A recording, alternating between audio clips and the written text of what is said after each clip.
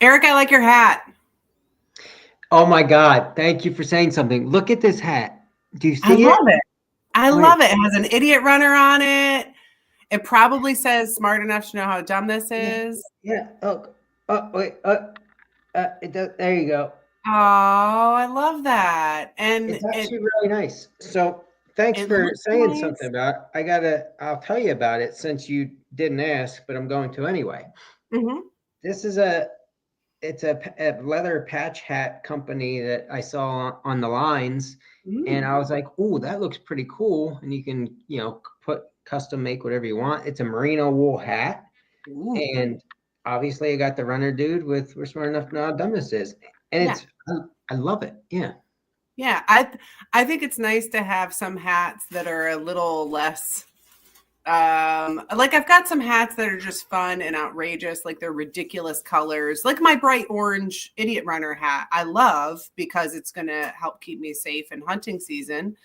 But I don't necessarily want to wear that like all day, but I want to wear an idiot runner hat. So I like that one because it's a little more business. I really like that one. Although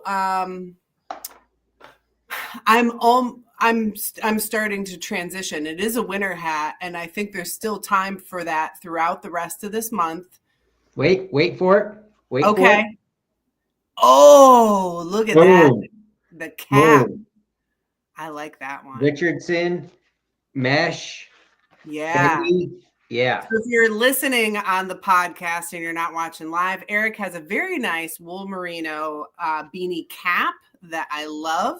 He also has a mesh running cap that will be great for summertime. They both look very cool. I like them. So kind of going on what you were saying though, like I have a ton of running hats. I have a ton of buffs. I have a ton of knit hats, but I wanted these two for like when I have to dress up and look all cute, like not running. Like if you I'm always look cute, Eric. Well, I need help sometimes. But anyway, like this is my nice like going out hat. Yes. And this is my nice like if I'm not running, I'm going to volunteer or going to try to sell merchandise. This is that hat, like not one I'm going to sweat in. You know what I mean? That's right. You got to have multiples. You got to have multiple race hats. Because sometimes you got to change your hat during a race. You got to have your pre-race hat, your post-race hat, and you got to have your nice going out hat. And you have your summer hats and your winter hats. Right. Now, I've not fully switched over to my summer hats, but I have switched over to shorts. And I wore one of my summer hats tonight because I was curious when you do the switch. And then you wore your winter hat today. So you're still in winter hat season. Well, we got to get started with this show at some point. Can you turn it down a little bit? But I have been running a fever for like the past 4 or 5 days. No. So like I constantly feel cold. So this hat feels really nice and comfy on my bald head. So that's why I have it on. It's not summer out yet. It's actually like kind of thinnish, but I love this hat. I just got it today and I put it on. I'm like, oh my gosh, this is my new favorite beanie.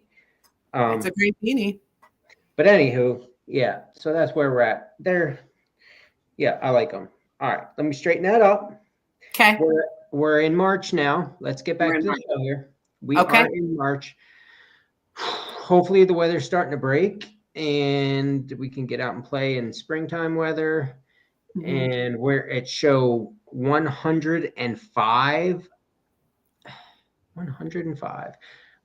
So we should probably go ahead and get going since we're 4 minutes in, huh? Yeah, let's do it. All right. Grace, listen up. It's finally March, Grace, and I'm hoping spring starts to come alive. So let's talk about warmer weather on episode 105. I'm Eric, Idiot Runner Kosek. And I'm Grace, Hot Pants Langheim. Eric is all business in the front of the pack, and I am all about the party in the back. That's right, business up front and party in the back. Together, we are the Running Mullet. And we are going to talk about every aspect of running, the podium to the DNF and everything in between. If you are a runner, this show is for you. Now sit back, get out your foam roller, and enjoy the party.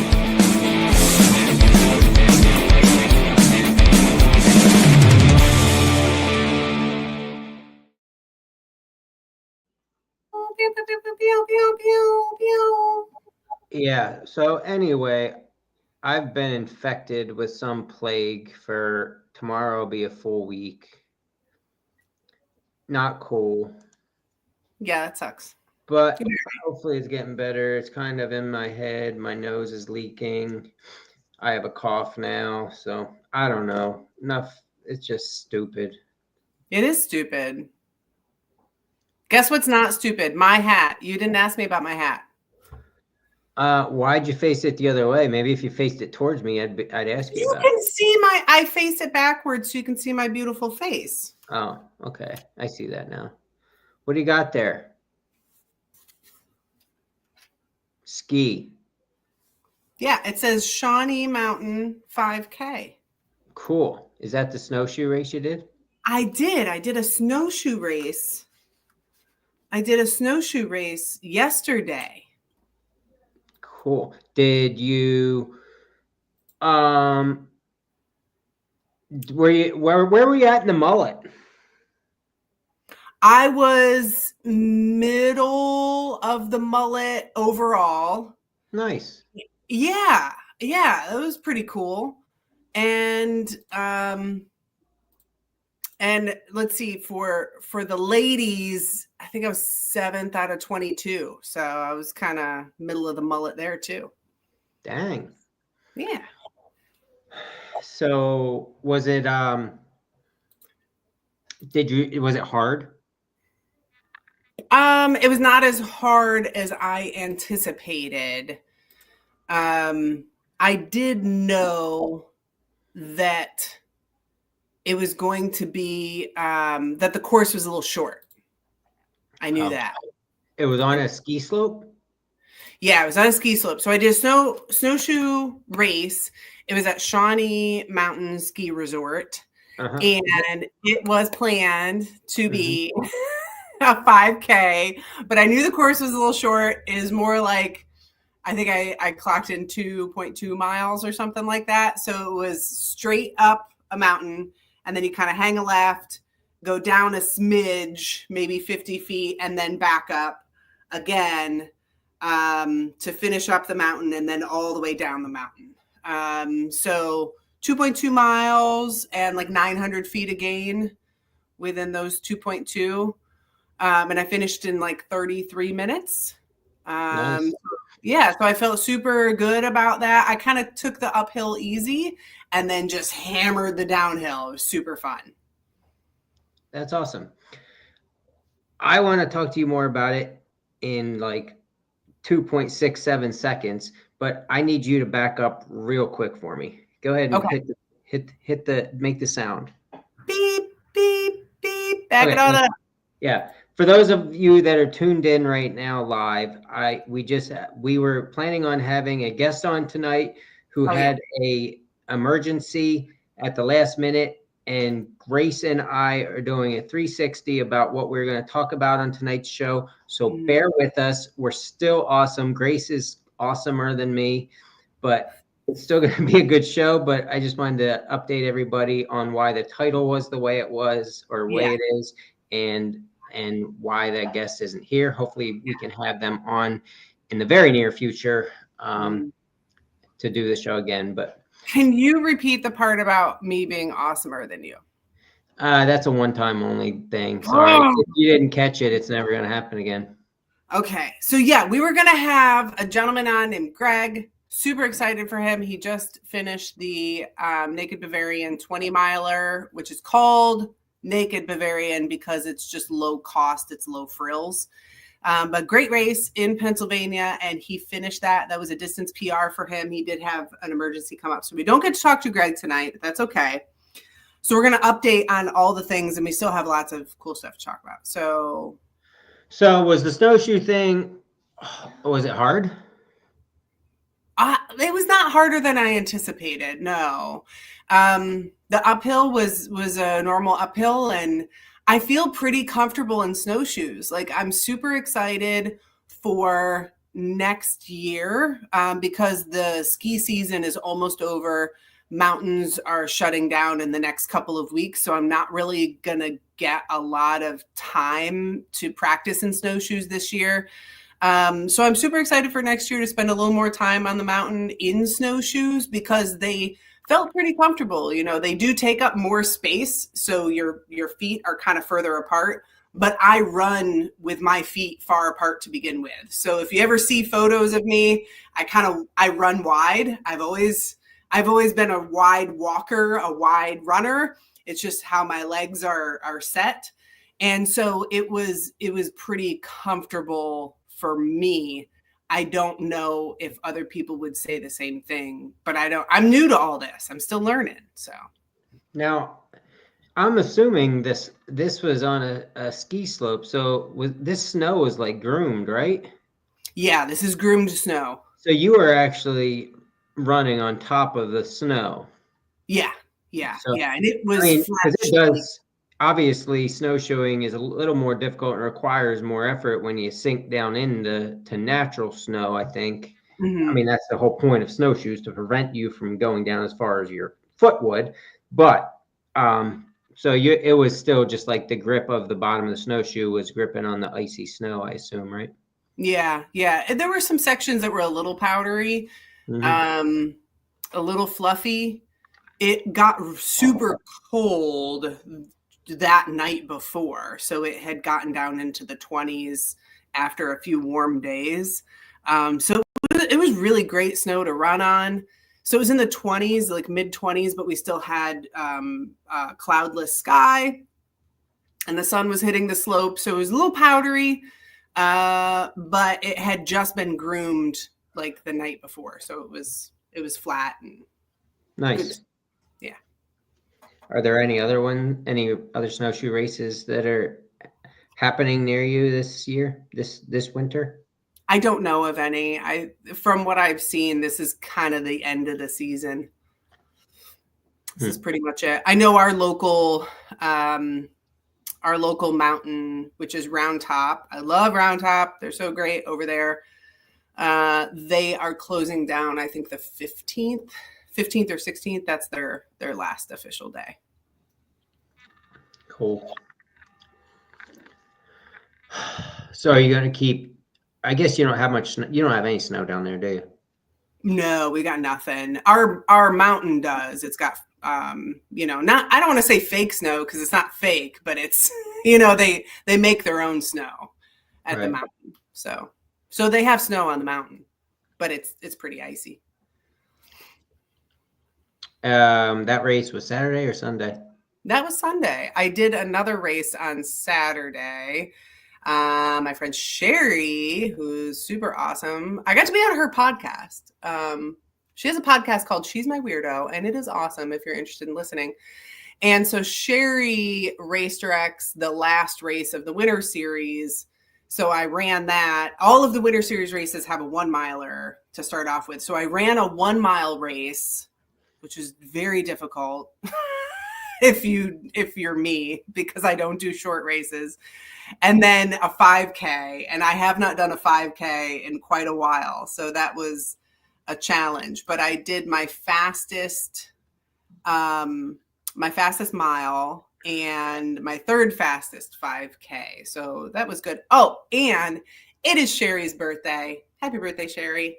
Happy birthday, Sherry. Yay. Yeah, it's been a long time since I ran a flattish 5K, like road 5K. Yeah.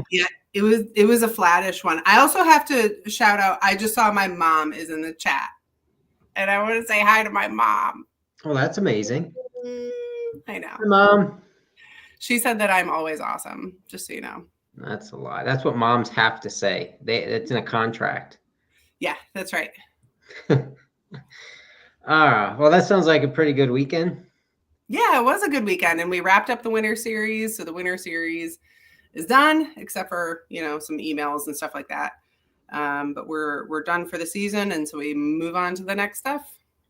It was a big, busy weekend. How was your weekend? My weekend was good. So I've had this, I'm training for a 24-hour track race, as you know, coming up in May. So I've been trying to do a lot of track stuff, trying to mentally get myself prepared for it best I can. Because honestly, I think my mental game is going to be my biggest weakness over the physical part of it, at least as of right now. So I've been working hard at it and doing some track stuff. But this weekend I had planned for quite a few weeks to do a 6-hour run on the track, on a track, and I got sick last week, and it wasn't good. I didn't run it all last week and had no energy. But anyway, I kind of waited to the last minute. Kaylee ran with me on Saturday, but I told her, I said, well, let me see how Friday goes, and I'll decide from there if it's worth trying to do this. And I felt a little better Friday and woke up Saturday morning feeling like, kind of like my old self. So we did it, and we did good. I mean, she ran phenomenal. She got 42 miles in, I think, ran the 6 hours. I did 37 miles around the track, just over 5 hours. But it wasn't for me. The problem is I know it's because I was sick and my body wasn't recovered. It wasn't the confidence booster that I needed for myself. Things didn't feel the way they should have, or the way I was hoping they would have right from the get-go. And I know why they felt that way, but it still doesn't matter. Like, you know how brains work. Anyway, so it was good. I got the miles in at a pace I should be comfortable with, and we move on from there. But yeah, it was a big day. I mean, I've never done anything near that far of a distance on a quarter-mile loop. That's insane. It is insane. I can't believe I did it. I'm doing this stuff. But I will say that the good part is it's actually more enjoyable than I ever would have thought it would be. There's you literally can just leave your brain on the side of the track, and just turns into kind of just, this is what your life is now. Yeah. As weird as that sounds, there's nothing to think about. It's just cruise control. So yeah, I remember doing that at Wild Goose when we were in a tropical storm, and that's what we said out loud. We said, like, this is where I live now. I live in the woods and it rains all the time. And that's just like what you tell yourself to get through a very monotonous situation, I think. Yep. So it was good. I mean, that's a lot of miles on my legs on flat like that I've never done, and they responded well. But I look forward to recovering from this sickness and getting back to 100%, because I definitely wasn't fully there on Saturday, and I paid for it honestly dearly Saturday after the run, and Sunday. I wasn't trying to like run the sickness out of me or anything. I have a specific amount of time before this race and weekends that I'm available because of kids races and things like that. So it's kind of something I really, really want to try to fit in, but I think it kind of prevented my sickness from, it kind of put me back a little bit the past 2 days. But we're good. Yeah, and I think that's one of those things that you kind of say, like, okay, well, I got it over with at a good time. Better for it not to happen on race day. Yeah. Yep. We're good. I'm going to keep moving forward and trust the process. And I'm very much looking forward to this 24-hour race in May. I don't know why I'm so excited about it, but it excites me. Now, what are you doing for shoes? I spent a lot of money on carbon plate Nikes. Are you training in carbon plated? Because most people don't train in them, but they race in them. You're training. I mean, no, all my miles are not going to be in them, but I'm using them enough. Okay. Yeah. I mean, I am going to have a couple pairs there. I don't know exactly what my plan is yet. I might roll for a while in normal people shoes and then throw them on to help with tired feet and legs. At the end, at last 6 hours or something like that. Don't really have it narrowed down yet, but I think it's advantageous to have them in my toolbox. Yeah. Yeah, a race like that, like you may as well just bring the entire tool shed. Yeah. Yep. But I mean, this type of race too is there's no aid station stops. This is going to be 24 hours of moving. Is obviously I'm going to have to go to the bathroom and maybe change shoes, but the plan is to not have to stop because that's taking time away from mileage. Mm-hmm. Hey, Chris said, do you break up the track into sections? Yes, I'm going to. I mean, that I didn't on Saturday, but during the race, a good possibility that I'm going to be walk running to hold the pace that I want to. I'm going to try to be consistent with starting out at a pace that I'm going to end with is my plan. I'm not trying to run until I start getting tired and then, give it everything I got, even though I'm dead. I'm not going to try to start out slow and finish fast. I'm going to pick a pace and I'm going to stick with it the whole time. That pace, obviously, for the first many hours is going to feel pretty easy and slow for me. So the idea is to do and this is what Kaylee has done in the past, and she's very good at this type of race. Literally stop running and walk for 10 yards to give your legs a break and to get that pace down to where it needs to be for your whatever quarter mile splits or mile splits. It doesn't matter, but yeah, I don't know. I don't break it down.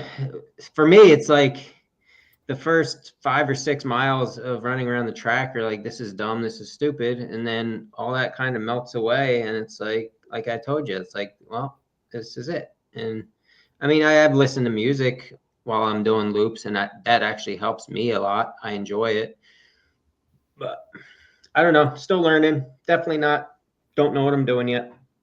Okay. How long do you have? It's May 10th or 11th or something like that. Sweet. That's going to be fun. 9 weeks or something, roughly. Yeah. Yeah. Hey, you want to update? On what? Just an update. Yeah. So remember when we had Teddy on the show? Yeah. Teddy Fisher? Yeah. And he had that half marathon that he was training for. He trained for it for 8 months. Yeah. He finished his half marathon. Nice. Yeah. Good job, Teddy. He did. He raised over $6,000 for York County Park System. Awesome. Yeah. He was the biggest fundraiser there. And it looked like he had a super good time. And he even had family fly in to watch him finish. Nice. Yeah. Wonder what's next for him. I know. I'm super excited to see that. But I thought I would get everybody an update that we did have Teddy on the show and he finished his race. Go Teddy. Yeah, I wonder if he eats breakfast now. I know. I did talk to him briefly not too long ago, and he said he was getting better at eating, which was good. Getting better. That means no, not really. That's good. Let's see. What else do we have here, Grace? We have all the things. Do you have anything other races on your schedule before your track race? Not before, no. Okay. I have track season started for me today for the girls, so it's full track mode for us and them. That's my life right now, and training for that obviously getting long runs in on the weekend. What other what other training do you have? What other training do you have on the books to get ready for that race? After Frozen Snot, my plan was to pretty much go flat. If that's what you're asking, like what kind of training? Yeah. Yeah. Or any specific workouts? Like, do you have another like long track workout planned and ready to go? I do now only because my brain isn't happy with Saturday. And I'm not letting that negatively affect my training. I know why I felt the way I did Saturday, but I still want to do a longer one. It probably won't even be 6 hours, but I need to get back out there and do something a little longer than 20 or 22 for my own, just for me. I don't know when that's going to happen next couple weeks. But yeah, I'm doing speed work still. Whenever I get healthy again, I'll still be doing fast stuff, but yeah, I don't see why I shouldn't, as long as the track isn't mentally breaking me, I don't see why I shouldn't keep spending time on it. Yeah. Honestly. I think those confidence races are really, really helpful. And that was the purpose of a lot of my races this winter, is just preparing for World's End and building confidence. Yeah. And that's what I'm trying to do here. build my mental confidence up of that I can hold this pace that I'm thinking of for 24 hours. And so, yeah, I want to get there. And I'm also, Laurel Highlands is following that in June, I think. I'm running that. But I'm not really hitting too many hills right now. I don't think I need to. I think that's not that big of a problem, but I'm going to still throw in a couple here and there. Yeah. I've always said, like, if you are training for hills, you can get away with speed work, and that'll help you improve on your hills. And if you're training for flats, do speed work. And if you're like, basically you should do speed work no matter what you're training for. I was going to say it, but because people have different views of that, then I'm not trying. My opinion is the same. I'm good at hills because I know how to do workouts on flat, but you can also get a lot better at hills by working on hills. Yeah. Yeah. Hey, Eric, Greg was able to join. Okay.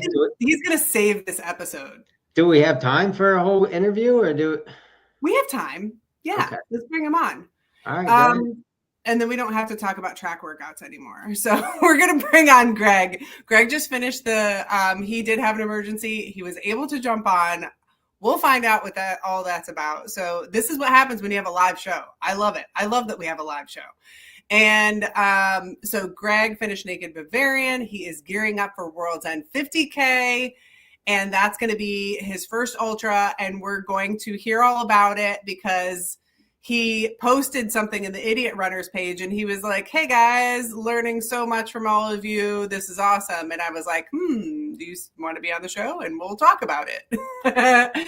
I thought we could collectively ask him some questions, maybe throw some unsolicited advice at him and see if he takes it or does not take the bait. Maybe we'll mix in all kinds of advice. All right, we have half hour. Bring him on, Grace. All right. It looks like he's ready. Greg, thank you for joining. Greg, hey, everybody. Hey, everybody. Can you hear me okay? Yep, we can hear you. Okay, awesome. I'm so sorry about the whirlwind. I totally missed the first half of the pod. Literally an ambulance just left my house. Everybody's okay. Father-in-law had a little scare, but we're good. And my wife wanted to say this. She wanted to say that she hates my running so much, she decided to poison her dad to try to spoil my podcast opportunity. Oh, gosh. Well, we, some of us have have a trail family who we substitute in when not everybody in the family shares our hobbies. I know my husband is one of them, and that's okay. We have other hobbies that we share, right? Right. So you just finished Naked Bavarian and you posted in the Idiot Runners group. So tell us about like where your head is at and all your feels and what's going on. Okay.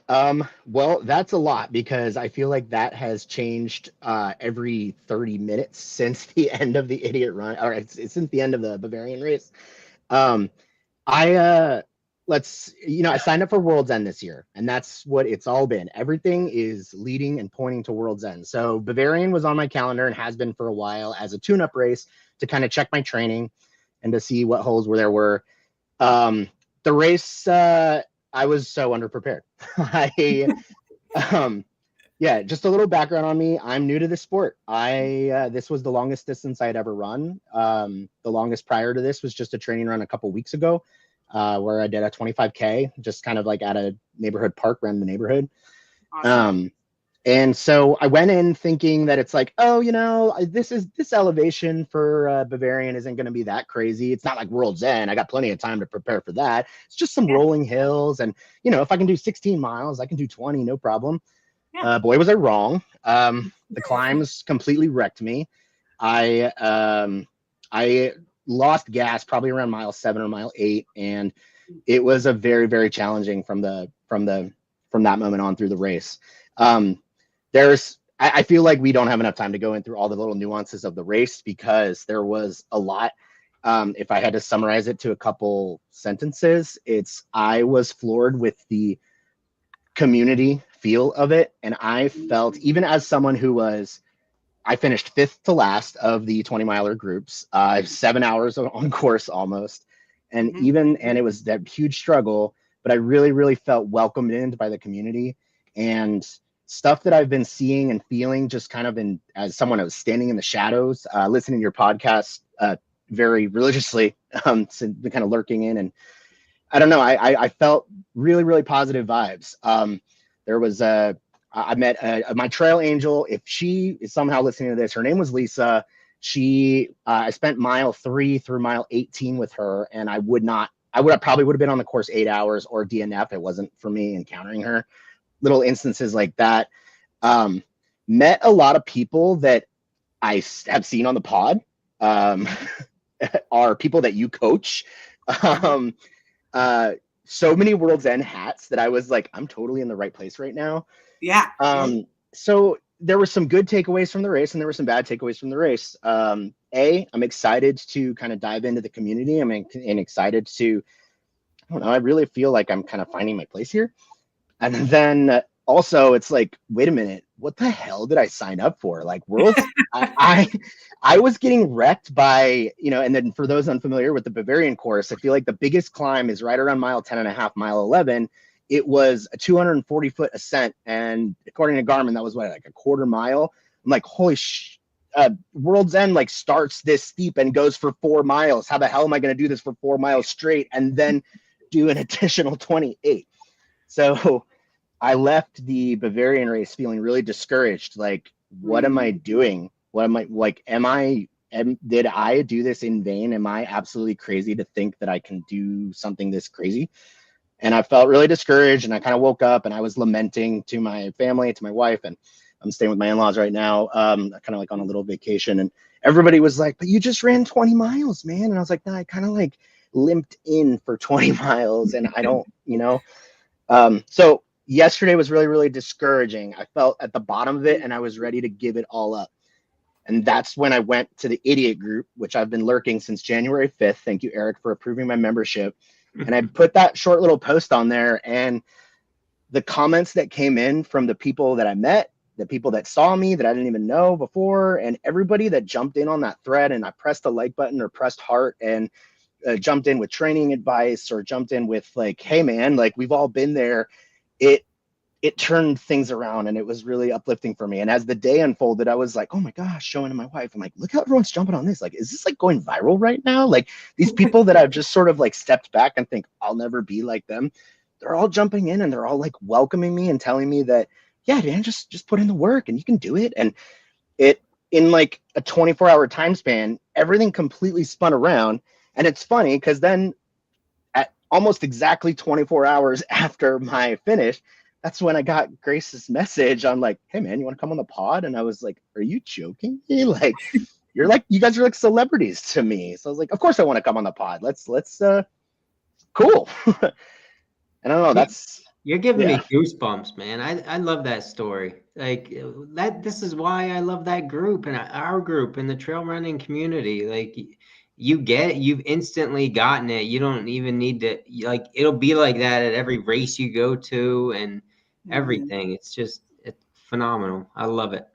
Yeah. Yeah. There's a lot to unpack here. I'm really excited. Thanks for sharing all of that and sharing your excitement. Because a couple of things, for those of us who've been in the trail community for a while, like, oh man, we remember what it was like, and this is why we're still here. Like, this is why we're obsessed. And then for anybody who is lurking in the shadows, and if you want to be a lurker in the shadows, totally cool. Like, you can be a lurker, but I think also don't be afraid to come out of those shadows and come to one of these races, or share your successes or share your struggles, because there's probably other people who are feeling the same thing and you are not alone. There's somebody else out there who's feeling the exact same thing. And so I appreciate you sharing that, because I hear this story all the time. One of the biggest things that I hear from people who are new to group runs, new to trail running, they always say, I wish I would have joined in sooner. I saw the group runs for 2 years and never joined in. I wish I would have just done it. And so I love hearing your story, because I hope you inspire other people to just like jump in, because it's fine. Water's fine. Yeah. So I love that. Yeah. What's up? I want to back up real quick. We don't have to spend much time on it, but what made you decide to get into this running silliness? Sure. Yeah, in the spirit of time, I'll try to keep this concise and kind of to the point here. But about a year and a half ago or so, I was at kind of a rock bottom with some mentals and physical health. I was 340 pounds. I couldn't, really walk upstairs without getting winded. An example I said from today was I was sitting on my office chair at work, and chair hydraulics give out. And it's like, it came to a real rock bottom point where it's like, am I going to ask my HR person for a special fat guy chair, or am I going to do something to change my entire life right now and kind of course correct this? And that was a year and a half ago. How to connect the dots really quick from that moment to trail running. About 9 years ago, I did a Tough Mudder event with my sister and brother, and 9 years ago, that was a totally different Greg. And I went back to that, and I was thinking, what? Like, what if I signed up for a Tough Mudder right now? Like, what if I did 10 miles in the freaking mud? And at my health state at that time, there was no chance I could have done it. But I bought the ticket and I put it on the calendar, and that was the Philly event in Coatesville. So it gave me about, I don't know, from December to May to get in. I started a couch to 10K, and then I went from there. And it's like, did the couch to 10K. My sister she was someone that I did the event with that 8-9 years ago. She, in the spirit of supporting me, met me in Philly, flew from across the country, did the Tough Mudder with me. And I was like, I'm like back, we're doing something here. And how I found trail running, I need you to believe me this, it was you guys. It was this podcast. And let me tell you how. This is a real story. It was Eric and Gracie on how I found and was interested before I even knew that ultra was even a thing. After I was done with Tough Mudder, that's where my mind was. So I just immersed myself with Tough Mudder podcast. There's a guy by the name of Will Hicks who does a podcast for the world's toughest mudder. And he has a ton of backlogged episodes that I just binged on. And I binged about all these interviews with these endurance athletes that were doing the world's toughest mudder event, which is a 24-hour course. I'm sure all you guys know. And then I kind of ran out of content. I was like, well, there's no more World's Toughest Mudder podcast for me. So that's when I proceeded to look at Spartan Ultra, and I listened to one of those, and I'm like, well, Tough Mudder to Spartan, I don't know, Spartan's for me. And then I just typed in Pennsylvania Ultra, and the algorithm gave me you guys. And that weekend was the pre-game to World's End with Ben Mazer. And that's when I saw these people that I never met before from PA that get to eat cheesesteaks and pie and then run 61 miles in the mountains the following day. And I'm like, what is this community? What is this event?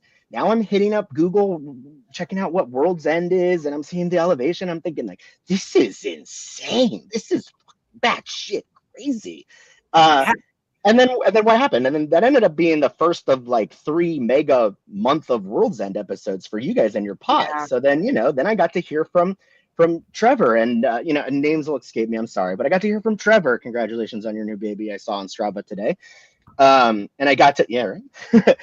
And I got to hear from the other people you talked to, and then your following episode with the comeback kids and everything like that. And I was like, World's End Ultra Marathon in Sullivan County is a big freaking deal. And I am going to, let's say December. All right, we're going to think about this right now. And then it progressed from there. I tuned in every Tuesday morning on my way to work. So, Monday nights are tight for me, so I'm not usually logging on live. But I listen to you folks every Tuesday morning, listen to some of the other ultra pods that are out there that have some bigger names and sponsorships that I don't prefer as much as the kind of ground to earth community feel that you folks foster with the idiot running community. And it kind of went from there. I signed up for the Philly half marathon and did that at my turtle pace in February in November. And that was a blast. A week after the Philly half marathon, World's End registration was up, got my ticket in 30 seconds. Yes. And right. And then that brought me to here. Got a training plan in order, started to work. The winter wrecked me in terms of sinus infections and winter weather. That's tale as old as time on how any of us can't get out to train in the winter. I used a lot of excuses not to get out and not to be really consistent over the last 8 weeks or so. And I really felt that this week at the Bavarian. It's like, wait a minute, if I am going to be serious about this, I'm going to need to change my training now, because I have not put in the elevation that I need. I haven't been putting in the time on feet that I need. And I've been skipping long runs, and all of those can't continue if I'm going to be successful with you folks cheering on in May. Yeah. Hey, at least you know that. That's the first step. Yeah. And just to circle back on my weight loss before the next thing, I'm currently at 265 pounds. So we've lost a considerable amount, and things are going great with there. And we're in the middle of transforming into a brand new Greg. And thank you for letting me hop on this journey, because it's helping me. You folks are helping me. Yeah. Thanks for sharing everything. You lost a small child. So I appreciate you sharing all of that. Please don't give Eric a big head. That I'm just blown away at that story. He's the first person that said they got into trail running because of our podcast. I mean, come on, it's kind of big. I love it. You guys have worked really hard on the algorithms, as Grace says time and time again. It worked on me. They found me. That's phenomenal. And definitely don't. You got to let go of this past weekend run and just center your attention on World's End at this point. Don't have any more doubts than you had before that you can finish. You will finish. But you definitely, I mean, like you said, you know what you got to do. Time to make the time and start doing it. Mm-hmm. Yeah, you're going to be fine. And yesterday was cold too. That snap that came back after a few warm days, it surprisingly hurts. There were a lot of things with yesterday. You have you got plenty of time. You can put in the work. You got that little reality check now that it's a big race, but you're serious about it, and so you're gonna get it done. It's gonna be great, and you're gonna have so many people cheering you on along the way. Like that's gonna be the best. Okay. Yeah, I'll be. Grace, are you going to World's End this year? Yes, she's making it. She's you're going. I'm not thinking yet. Just let me. My brain wasn't there yet. I was just thinking that I was going because we always go and crew and help out. I'm gonna be a little busy. I guess you'll be there, Grace. Anyway, if I don't meet you in person before then, Greg, make sure we say hi when at the pre-race check-in or right before the start. Yeah, which I mean, I think I've probably talked about this on the podcast before. World's End was it was the second ultra that I ever went to, like, no, it might have been the third. But anyway, it was one of the first ultras that I went to by myself. It was just me. I did not know anybody. I was supposed to go with a friend. The friend couldn't go. And so I drove the 3 hours by myself, got a hotel the night before, went there by myself, and just felt all the love from the trail community. And it was a pivotal moment for me, for sure. And it was a long day. It was a really long day when you're in the back of the pack, but I got it done. And those aid stations, they just can't be beat. They're such a supportive group of folks, and you don't have to know anybody, and they're going to love you anyway. So Chris Young, we'll see. Chris, are you going to World's End? Chris, he asked in the chat, what encouragement do you look forward to on trail? I think I just look for, I don't know, what encourages me on the trail, what keeps me going on the trail. Like, yeah. I like feeling like I'm crushing it. I feel like my training runs have been better if I feel great. If I did everything I was supposed to do. Did I do my speed work that week? Am I nourished okay? Did I not fumble with the tailwind in my soft flask? And did I get the electrolytes I need? When things fall in line and I'm feeling like I'm feeling accomplished, I feel like that's the most motivating, to just keep it going. Just that it's like I can almost see what I look like on the outside with the sun glistening on the Gooder sunglasses and the sweat dripping down, and I'm like, I feel like a badass right now. Yeah, conversely, I did not have that experience this weekend with Bavarian, but that's I'm really going to focus on the lessons learned from it to try to do what I can to get that experience.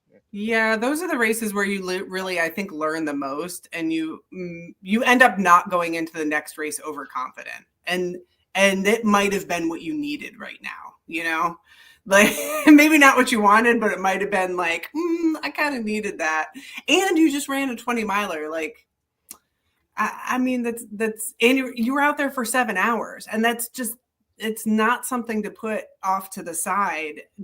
I say time on feet. Getting out there, once you get past the 4 hour mark, you get past 4 hours, you start to figure out like, oh, these are things that I actually have to deal with and I should have dealt with 4 hours ago at the start line. Like, that's when things can start to actually go wrong. When you start getting past the 4 hour mark, when you get past the 8 hour mark, it's really time on feet where you learn a lot about gear and nutrition and those things that can take you out, I think, late in a race, So I'm excited that you were out there for 7 hours and you had to push through the hard stuff, push through the mentally hard stuff, and you still did it. So that's just huge. Like, you finished. That's incredible. I don't know. I'm excited for you. I think it was a good run. But you had a lot of great comments and a lot of great encouragement on that thread. Was there anything within that thread that you said like, oh, I need to do that different? Yes, there absolutely was. Let me pull it up because I definitely want to say. I want to give a shout out to a fellow idiot runner that I met at the finish line, Emily, who I hear has a really cool coach that's super badass. It wasn't just what she put in the thread, but it was also my interaction with her at the finish line too. Like, this amazing lightning fast woman who had the most positive energy on the course, just like lapped me doing 40 miles, finished. And her energy, she actually, I saw her once on the course. I saw her before the race started. And then I got to catch her one more time as she was going to the finish line. And we were literally like, we were on that pavement road. You could see the finish line. You just had to go up and make that left at the cone. And she was running past me and she looked over to me and she was just like, you're killing it. And, I forget what I said back, but it was just like you just lapped me and you're like a beast. Like, how can I be like you? And I just remember her comments too. And then, so what stood out to me when she followed up in the thread was, we've all been there. And then that resonated a lot. And it wasn't just Emily that had those notions too. A lot of people were like, we've been there, we've been there, we've been there. That resonated because here I've been lurking in the shadows, looking at all of these just idiot beasts, thinking like they're in a different league than me. And now here they are just, you know, eating this grilled cheese and potato soup in front of me saying, I was just like you, welcome, you know? And that was huge. It's like, this sport is so accessible, and it doesn't matter if you're at the front or the back. It's everybody's on the same field and everybody supports one another. So I kind of left the interactions in the thread, that conversation with Emily, and all of the other interactions with folks that I came into. That was some takeaway for me. Ah, that's great.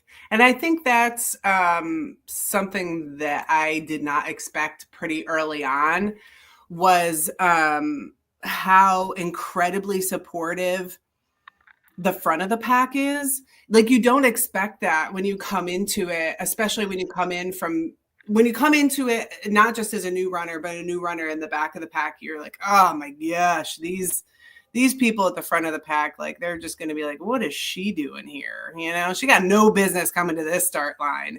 And not only are people at the front of the pack incredibly like inviting and welcoming and encouraging and amazing, and you know, I've seen Eric stay to the very end to watch the last runners come in. They all do it, and the middle of the pack and the back of the pack. It's basically, if you've been around for a little bit, you learn pretty quickly that no, this is a community where we all support each other and nobody's here to tear you down. The only time I've ever seen that is usually when it's a new runner who's new to the community and doesn't understand that this is just how we all are.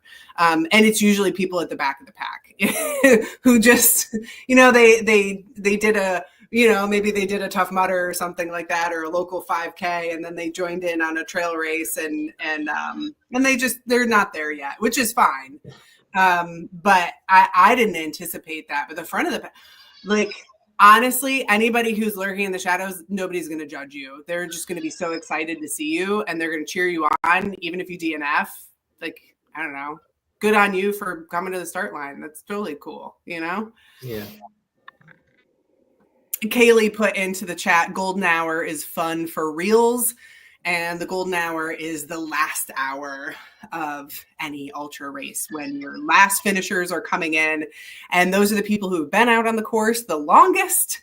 They are fighting for survival, and watching them come in sometimes with tears of joy is just a really exciting moment. So It is something to be proud of, to come in the golden hour, knowing that you pushed through, and DFL. You didn't get DFL this time, but that's okay. No. Maybe you'll one day. Yes. And on that note too, Grace, knowing your World's End history on the golden hour thing, what I'm putting out into the universe and what I'm envisioning right now is me sitting on a camping chair somewhere between 11 p.m. and 12 p.m. and you crossing that line and me being one of the hundreds of people clapping for you. That's going to happen. Yeah. Ah, that just tears me up right there, buddy. It's going to happen, because if I can get there, you can. You're like, you guys are like my heroes in this whole sport. So like, you guys can do anything. So it's going to happen, and we're all going to happen. And yeah, it's going to be great. It's going to be a good day, huh? Yeah. I got to put in the work. We got to, you know, we're going to put in the work, and then we're going to try our best on race day. That's what's going to happen. So what are some things that you are planning to kind of do differently in these next few weeks? You said one of the things was getting in your long runs, which I agree is really important, and practicing your fueling, right? Practice your fueling on your long runs. Yes. Yes. No, I say yes with a shrug there, because I feel okay about fueling right now. If that's what started this all, is I definitely know how to eat. So that is that's been going well. I think my primary focus in shifting what my training right now needs to be the vertical. I need to get more hills. I am ashamed of my Strava right now. Please unfollow me, because then you'll see what I'm calling hill runs are bunny slopes that are not doing anything to increase my vertical gain endurance. So that's what I immediately want to change. Is I want to start getting into my my speed and tempo work. A, do it, you know. B, I need to climb. and I need to climb a lot, and that's what I need to focus on. I'm good. I feel good with food. I feel good with time, like time on feet. I feel great. Yes, I was there 7 hours, but I was at a steady 160, 170 heart rate. So I felt good. If there was a drop bag to swap me out and give me more gels and tailwind than I had, I felt like I could have kept going and kept limping. Nice. But my quads just didn't want me. Like I couldn't climb one step at the end of the race. So I need to build the vertical endurance and I need to build the climbing strength. Mm-hmm. Yeah. And I think part of climbing is confidence. It's looking at a hill and being like, oh, I could totally climb that, and it's just like doing the same hill so many times that it just becomes like, no, I can totally get to the top of that. Give me enough time, but I can get to the top of it. And sometimes it's slowing down a little bit on the hills so you can bring that heart rate down a little bit and feel comfortable on it. But I think a lot of hill work is just getting comfy, cozy, and confident. What do you think, Eric? I think he's right. Hits nail on the head that he needs to find some hills and get working on them, whether you're power hiking them or running them. But yeah, you're in Delaware, right? Yes, yeah, I'm in Delaware. I think the closest course mount to me that models World's End would be Brandywine State Creek Park. There's some good loops on there that kind of loop in and go all the way up to Pennsylvania and back. And the vertical matches, I don't think it's as steep as some of the world segments, but the time going up is there if I'm able to make it out to Brandywine. Yeah. Yeah. In terms of tune-up races, yeah, I'm gonna try to do the Philly 26.2 trail marathon at Wissahickon Park on April 12th. That's my next accountability race. Yeah. Okay. Don't discount. You definitely want to do some downhill pounding of your quads also. Yep. You want to get good at climbing as best you can, but you also have to get used to running down a hill and the force on your quads. I think another thing with World's End is it's far more technical than what you have out there. So you really got to pick up your feet. And one thing that can be helpful are you doing any strength training? No, I need to be good. I know what strength training I probably should be doing, but okay. Yes. Let's say I am. Go ahead. We'll just say that. No, on your leg day that you definitely already have in your training plan, I would make sure that there's some, right there. I would make sure there's some psoas work. I think it's one of those muscles that is often overlooked in a trail runner's strength training plan. We know we have to work the quads, we know we have to work the glutes and the hamstrings, like those should already be in there, but the psoas can really help with your technical training runs. So it's basically that marching movement and making it weighted. So there's a lot of different ways you can accomplish that, but one of them is, just as an example, is laying down next to a cable machine and just hooking your foot onto a cable machine and pulling that weight toward you, or putting a weight on your foot, like a kettlebell on your foot, and then just bringing your knee up over and over like you're marching. But it really forces you to work the muscle that lifts your leg so that you can, because you're not just getting vertical, you're also picking your foot up and over technical rocks. And so that psoas can get worn out really easily. And then you're putting more pressure on the quad, and the quad is doing all of the work instead of working together with the psoas. So I would just throw that in there, that don't forget that World's End, not only does it have vertical, there's also a very technical course, more technical than Brandywine. Yeah. What do you think? My takeaway there is exercise. My takeaway I'm thinking of now is I need to work out to fill the gaps that I'm not going to get on the hills by my office or Brandywine, or I have a bunny slope at a park next to my house too. Nice. Yeah. And like stairs are great because you have to pick up your foot. you're not just moving on a slope and kind of shuffling on a slope, but you actually have to pick up your foot. So stair climber or just up and down stairs, I think are a great workout. If anyone has ideas for me in the Delaware area, I'm in the northern part of Delaware where I could jump on a stadium for stadium climbs. I don't know where I can go, but feel free to message me later, guys, if you guys have any suggestions with that. I'll comment on something. You should talk to Jake Landon because he lives in your area, and he can give you suggestions. Jake knows every trail in there. He's commented on the show before. Okay. All right, we got to start finishing her up, guys. I have so many more questions. It's fine. Okay. We can chat in person in May. Yeah. Well, Greg, I certainly am glad you found this community and found the group, and I'm excited to see what you do at World's End. I have no doubt you'll do just fine. Don't worry about filling every second of your free time with training. It's just, focus on what you can and go from there. Thank you. Yeah. Sorry about, I had some weird circumstances tonight, and I really apologize for having to jump on late. But as soon as things settled out, my wife was like, "Oh, log on with them," and I'm like, she knew how important this was to me, and I'm just really grateful that I got this chance, and I'm super appreciative of you folks reaching out. And I said to both of you individually, and I'll say in front of God and everybody, like, really thank you for this community you helped foster, and thank you to everybody that's a part of it, that jumped in, that gave me a smile, said hello, and gave me positive and pumped their fists at me on the trail. And there's just so much of that going on. So I feel the love, and I'm just, there's a lot of humble gratitude on my end. And I look forward to getting to know more of you guys and getting to see you more. For sure. It just warms my heart. You just filled up that cup. I love it. Good. Thank you so much, Greg. Thanks for coming on. Good. Thanks for sharing the love.